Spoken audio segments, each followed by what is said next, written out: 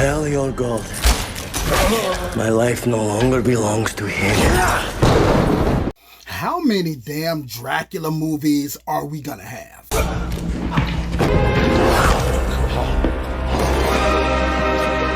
It's one thing to do a vampire flick, but when you're doing The Count, I mean, you gotta bring something fresh to the table, because Bram Stoker's Dracula with Gary Oldman, that was the blueprint. What devil or witch was ever so great as a killer whose blood flows in these veins? Now, I just checked out Luc Besson's Dracula A Love Tale, and I gotta be honest, this shit really wasn't that bad. It kicks off in the 15th century with Prince Vlad. Now, we all know the story. After his wife gets killed, he basically mocks the church and he denounces God and ends up getting his ass cursed to walk the earth as a creature of the night. Ancient spirits of evil, transform this decayed form to Mumra, the ever-living!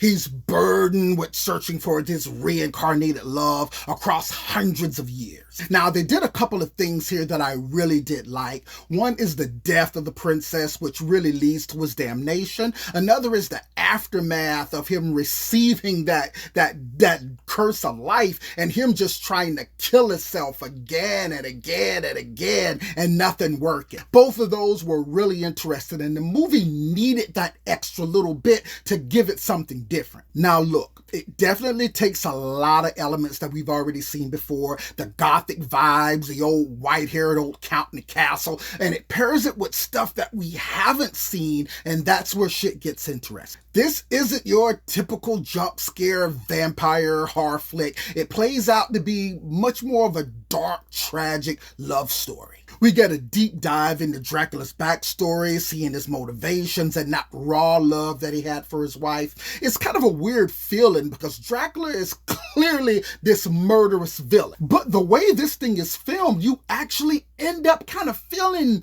bad for the guy. I will say, though, that the rollout for this was a complete mess. See, this thing was released overseas several months ago and it leaked online like right away. And I think that's really gonna hurt it at the box office when it finally rolls out in February. Not to mention that Dracula himself just really isn't that big of a draw anymore. Even though the vampire itself is still really interesting, despite how many times we've seen it. But it's always about the story itself that surrounds the monster, not necessarily the vampire itself. So if you manage to stay away from the online leaks, I'd say definitely give this thing a shot. It's not going to be some cinematic milestone that changes the world, but it is a pretty compelling and emotionally charged movie that feels less of a monster movie and more of a heartbreaking, tragic love story.